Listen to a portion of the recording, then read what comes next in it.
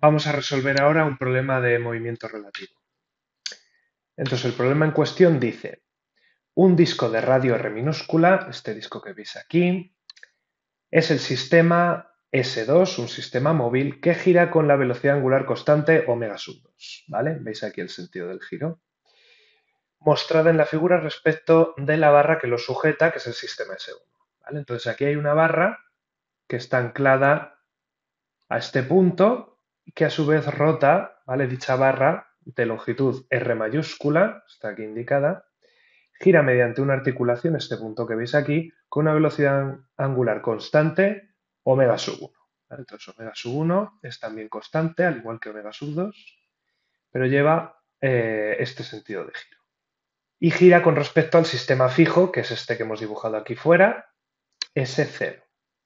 Dice, en el instante de interés, el punto P, el sistema 3, que es un punto del borde del disco, se encuentra en su parte inferior, como veis aquí indicado, y los tres sistemas de referencia son paralelos entre sí. Es decir, S2, S1 y S0, en el instante en el que vamos a calcular todos los parámetros del problema, se mantienen en esta misma posición que veis en el dibujo. Es decir, I sub 2, I sub 1 y sub 0 son paralelos, J2, J1, J0 son paralelos y K2, K1 y K0 son paralelos.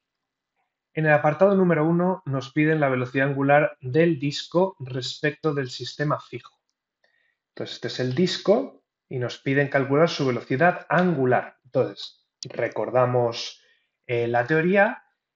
La velocidad angular de varios sistemas de referencia es la suma directa de las velocidades relativas, es decir, la composición de las velocidades angulares no es más que la suma directa de las velocidades de un sistema de referencia respecto a su inmediato, al siguiente, ¿no? Entonces, si esta es la velocidad angular de giro del disco con respecto a la barra, y esta de la barra con respecto al sistema fijo, pues la velocidad del disco con respecto al sistema fijo es la suma directa de omega sub 2 más omega sub 1.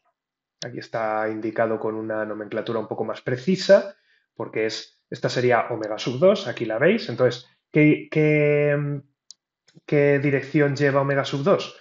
Pues ponéis la mano derecha para verlo bien, el sentido de giro, que es sentido antihorario, es los dedos de la mano derecha y el pulgar os indica la dirección. Y como veis está en la dirección I sub 2, que como es paralela a I sub 1 y a la vez con respecto a I sub 0, todo lo vamos a indicar, como nos dice el enunciado, en función de los versores de S0, pues entonces se puede poner directamente como omega 2 por I sub 0.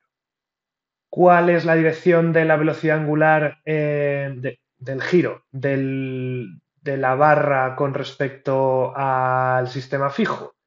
Pues omega sub 1, volvemos a hacer la regla de la mano derecha, los dedos indican en este caso el sentido y el pulgar nos indica que está en K sub 1, ¿verdad? Entonces K sub 1 es paralela a K sub 0, pues por lo tanto todo lo dejamos para poderlo sumar en función de los versores del mismo sistema de referencia, y en este caso nos piden el sistema fijo. Por lo tanto, omega sub 1 por K sub 0.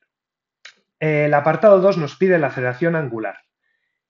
En este caso, la fórmula que hemos visto de la composición de aceleraciones angulares es esta de aquí. Recordamos que el problema nos dice que las velocidades angulares son constantes y por lo tanto las aceleraciones pues son cero, porque como es la derivada temporal de las velocidades angulares, la derivada temporal de una constante es cero, por lo tanto estos dos primeros términos se van, pero esta multiplicación vectorial no. Con lo cual nos queda que la aceleración, la composición de la aceleración angular del disco con respecto al sistema fijo, el único término no nulo es el producto vectorial de las dos velocidades angulares, y por lo tanto me queda este resultado, y es omega 1 por omega 2, y ahora es producto vectorial de K por I, es decir, J. El apartado 3 nos pide la velocidad del punto P, pero esta vez relativa a la barra y nos habla de la velocidad absoluta, es decir, que tenemos que ver el punto P es este punto del disco, la barra es el sistema S1, ¿qué tipo de movimiento está llevando un punto del extremo del disco, en este caso el punto P, con respecto a la barra? Pues está llevando un movimiento circular. Entonces recordamos que la velocidad de traslación en un movimiento circular es la omega por r, es decir, su velocidad angular por el radio vector. Entonces, le ponemos la nomenclatura numérica y en este caso es la velocidad de la partícula, que es el sistema 3, con respecto a la barra, que es el sistema 1, pues en este caso, ¿qué es? La velocidad de esa rotación es omega 2,1, que es omega 2, por, y ahora es el radio vector. ¿Cuál es el radio vector que une nuestra partícula con la barra? Pues es el vector que une el origen del sistema 2 con la partícula P, que en este caso es RK, pero como está en el punto inferior, pues es menos K, entonces es menos RK sub 0. Operamos este producto vectorial y nos queda pues omega 2R J0. Y acabamos continuando con la aceleración o sea, nos piden en el apartado 4 la aceleración del punto P relativa a la barra. Recordamos que otra vez sigue siendo un movimiento circular y la aceleración de traslación de un punto en un movimiento circular es esta expresión que ya hemos visto en la teoría cuando vimos movimiento circular, y traduciéndolo a la nomenclatura del movimiento relativo, pues lo que tenemos, lo que nos están pidiendo es la aceleración de la partícula, sistema 3, con respecto a la barra, sistema 1. Otra vez, aquí tenemos que eliminar el término correspondiente, este primer término, ¿por qué? Porque sería la aceleración angular del disco, que como tiene una velocidad angular constante, pues su aceleración angular es nula. Por lo tanto, este término se anula. Solo nos queda este segundo término de aquí, que volviéndole a poner toda la nomenclatura, pues nos queda esta expresión.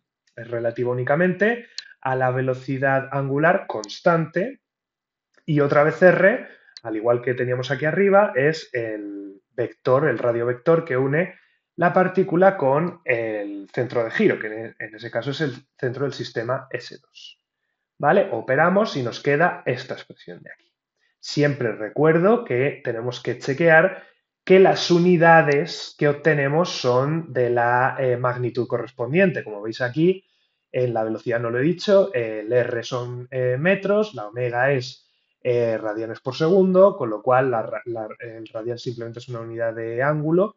Entonces las unidades que nos quedan son metros partido por segundo y aquí metros partido por segundo al cuadrado se corresponde a una aceleración. Vamos con el punto número 5, que nos pide otra vez la velocidad del punto P, pero esta vez relativa al sistema fijo. Recuerdo que en los dos puntos anteriores era relativa a la barra. Entonces ahora el sistema fijo es el sistema S0.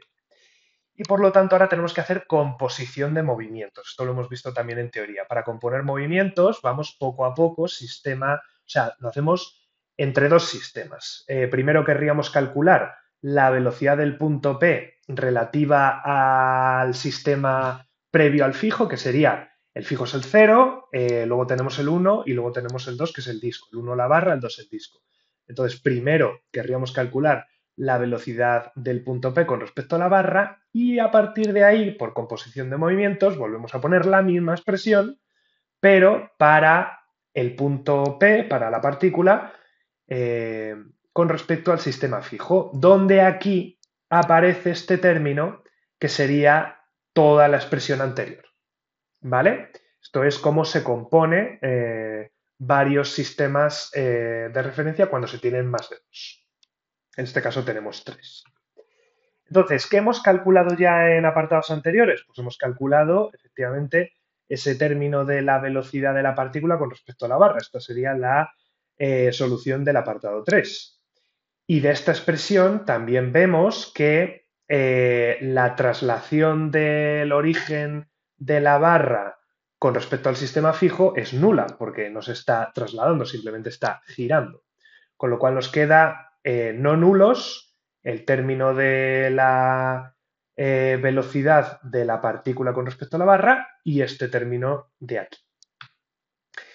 Aquí el problema nos va a surgir, porque la velocidad angular es conocida, esta velocidad angular de giro es la de la barra con respecto al sistema fijo, omega sub 1, pero este vector es el vector que une nuestra partícula con la barra, que sería, habría que hacer una especie de triángulo, ¿vale? Si dibujáis aquí el vector que une este punto, que es el origen del sistema 2 con el punto P, pues luego tendríais un triángulo rectángulo que uniría luego P con el O1, que justamente es lo que se está pidiendo aquí, ¿vale? Aquí es cómo se calcula eso. Entonces, ese R31P al final es el vector que une el origen O1 con la partícula y se puede expresar como la suma de dos vectores posición, el que une los dos orígenes del sistema S1 y el S0, más el que une la partícula con el origen del sistema 2. ¿Vale? Pues entonces lo expresamos así. Nos queda aquí este paréntesis, que no es más que este primer término sería R por I sub 0 y este segundo término sería R minúscula por K sub 0 con el signo negativo porque recordamos que la partícula está en la parte inferior del disco. ¿Vale? Pues operamos todo esto y nos queda la solución a la velocidad del punto P relativa al sistema fijo, que únicamente lleva componente J0. Y ahora nos vamos con el último apartado, el apartado 6, que dice la aceleración del punto P relativa al sistema fijo. Ya habíamos calculado la velocidad de esta manera, ahora la aceleración. Entonces, ahora tenemos que volver a aplicar nuestra composición de movimientos, pero esta vez al caso de las aceleraciones. Entonces, cuando tenemos dos sistemas de referencia, ya hemos visto que la fórmula de la aceleración en un movimiento relativo es esta, habría que componerla ahora una vez para pasar a la aceleración de la partícula, que es el sistema 3, con respecto al sistema fijo, donde el término que donde tenemos que meter nuestra composición de dos sistemas para pasarlo al de 3 es en este término de aquí y ir viendo poco a poco ahora cada uno de ellos. Entonces, ¿qué hemos calculado? Pues hemos calculado previamente en el apartado 4, si mal no recuerdo, esa aceleración con respecto de la partícula con respecto a la barra, ya la tenemos aquí calculada. Hay términos que nos podemos quitar de encima, como por ejemplo esta aceleración del origen del sistema 1, este primer término de aquí es nulo porque la barra nos está moviendo con respecto al sistema fijo. También el de la aceleración, todo lo que sean aceleraciones angulares, nos lo quitamos, entonces este término de aquí en medio también se va. Y nos quedan distintos de cero, pues esta aceleración de aquí, este término de aceleración de Coriolis también, porque la velocidad 3.1 también es conocida previamente, y este término de aquí. Otra vez habría que volver a expresar este vector posición, que es aquí la única complicación del problema, de la partícula con respecto a la barra, que simplemente es la descomposición en dos vectores posición, la suma de dos vectores posición, el de los dos orígenes y el de la partícula con respecto al origen 2, ya lo hemos hecho previamente el de la velocidad, y ir operando poco a poco. Esto es lo que queda al final la expresión. Como ya he dicho, los tres términos no nulos son el A31 de la partícula, el doble producto vectorial y el término de Coriolis. Se van calculando poco a poco y definitivamente nos queda al final la aceleración del punto P relativa al sistema fijo, donde aquí ya me aparecen, no solamente como pasaba en la velocidad, un término, o sea, solamente la velocidad en el apartado anterior lleva componente J, ahora la aceleración lleva tanto componente I como componente K.